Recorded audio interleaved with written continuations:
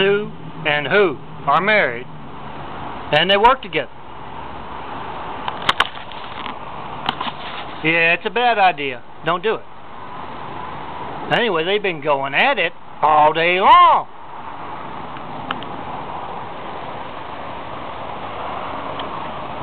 Who will walk by Sue's desk and they'll go, row, row.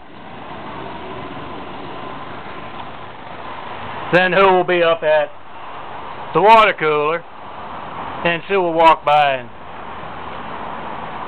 give him a little cha-cha-cha dance and kind of rub up against him. And Harry says to Larry, man, someone should turn the hose on these two. They must have a hot night planned. And just then, from across the room, Sue waves at who? And she kind of gives him a clawing gesture. And then she hisses.